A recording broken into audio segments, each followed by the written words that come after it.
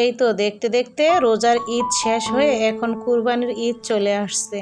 তাতে কি হয়েছে, ঈদ তো তাদের জন্য যাদের ভাইরা নামাজ পড়ে এসে পরিবারের ভাই বোনদের সাথে মা বাবার সাথে একসাথে ঈদের নাস্তা খায়। আর যারা প্রবাসে থাকে তাদের বোনদের আবার কিসের ঈদ?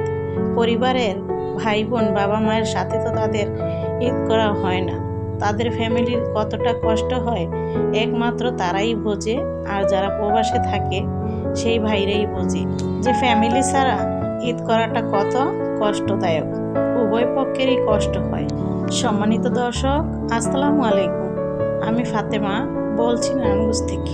সবাইকে ওয়েলকাম জানিয়ে শুরু করছি নতুন আরও একটি লাইফস্টাইল ব্লগ। আশা করছি সম্পূর্ণ ভিডিওটি শেষ পর্যন্ত দেখবেন। ইনশাআল্লাহ ভিডিওটি আপনাদের কাছে ভালো লাগবে।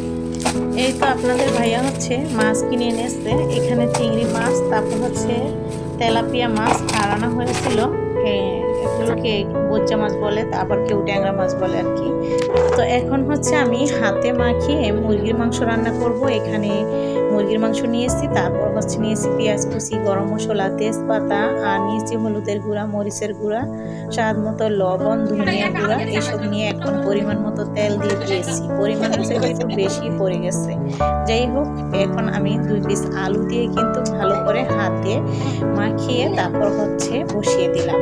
ঝটপট করে রান্নাটা হয়ে যাবে। ঈদের আগে সবারই কাজ থাকে, তাই হচ্ছে ঝটপট এভাবে বসিয়ে সব কাজগুলোই করা যায়, রান্নাও করা যায়, পাশাপাশি অন্য যে কাজ থাকে সেগুলো কিন্তু করা যায়, বেশি একটা ঝামেলা থাকে না। আর এই রান্নাটা খেতে এত মজা হয়েছিল, খাওয়ার পরেই ভয়েস দিতেছি এই জন্য জানি, কারণ সবাই কিন্তু সহজে, যারা বাহিরে বেচালাল ভাইরা থাকে তারাও কিন্তু এইভাবে সহজে এই রান্নাটা চাইলে করতে পারেন। অনেকটা সহজ, এভাবে বসিয়ে দিয়ে আপনারা দেখা গেছে অন্য কাজ কাম করতে পারবেন। তো এভাবে রান্না করার চেষ্টা করবেন, খারাপ লাগবে না আশা করি। তো যাই হোক, এখন আমি ভালো করে অফ ক্যামেরায় কষিয়ে নিয়েছি, তারপর পানিটা দিচ্ছি। ভিডিওতে যত দ্রুত দেখা যায় আসলে আমরা অফ ক্যামেরায় কিন্তু কষিয়ে নিই ভালো মতো। রান্নাটাও প্রায় শেষ হয়ে গেছে, ভাজা জিরা গুঁড়া দিয়ে নামিয়ে নিব। তো এইভাবেই করে রান্নাবান্না শেষ করে তারপর চলে গিয়েছিলাম হচ্ছে গরুর হাটে, আপনাদের ভাইয়া আর আমি। তো যাই হোক, এখন যে ভাইয়ের ছেলেও যাইবে, এইভাবে করে আমরা হচ্ছে চলে গিয়েছিলাম। ভিডিওটা ছিল কালকের, কিন্তু আজকে আপলোড দিতেছি। ওই যে এর আগের দিনও কিন্তু আমরা গিয়েছিলাম, সেদিন হচ্ছে আমার বাবার বাড়ির যে গরুটা সেটা কিনে এনেছিলাম, কিন্তু আজকে আমাদের একটা কেনার উদ্দেশ্যে যাইতেছিলাম। তো মানে কালকে গিয়েছিলাম। তারপর তো ওইখানে যে দেখি যে দামও বেড়ে গেছে, গরু কমে গেছে। মানে এর আগে কিনলে বেশি ভালো হতো। যাই হোক, এখন কিছুই করার নাই, আল্লাহ যেটা ভাগ্যে লেখছে, যেটা নিয়ত করেছে, যেটা রিজিকে যেরকম আছে, বেশি হলে বেশি দিয়ে আনতে হবে, যেন আল্লাহ কবুল করেন। যাই হোক, এই তো এখন আমরা দেখাদেখি করতেছিলাম।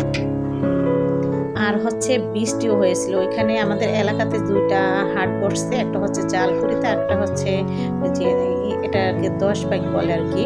তো সেই 2 জায়গা থেকে আমরা দেখে পছন্দ হয়নি, বা গরুর সাইজ বড় সাইজের থেকে গেছে আর ছোট। তো আমাদের হচ্ছে বাজেট মিডিয়াম সাইজের, তো এই জন্য হচ্ছে এখানে এইটা দরদাম করে আনার চেষ্টা করতেছিলাম। তো সেটা আর আনা হয় না।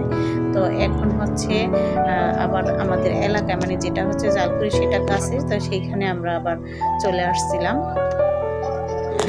তো যাই হোক, ওইখান থেকে আবার এই হাটে চলে আসছিলাম, কারণ এখানে দরদামে বনিবনা হয়নি। তারপর এখানে আবার চলে আসছিলাম, আর এতটা বৃষ্টি আসছে। তারপর আমরা বাসায় চলে আসছিলাম, আর এই গরুটা কিনা হয়েছিল। তো এটা হচ্ছে রাতে ভিডিও করেছিলাম। তো যাই হোক, এই তো আমি হচ্ছে একটু সেলাই কাজ করছি, আর আমরা রোজা রেখেছিলাম।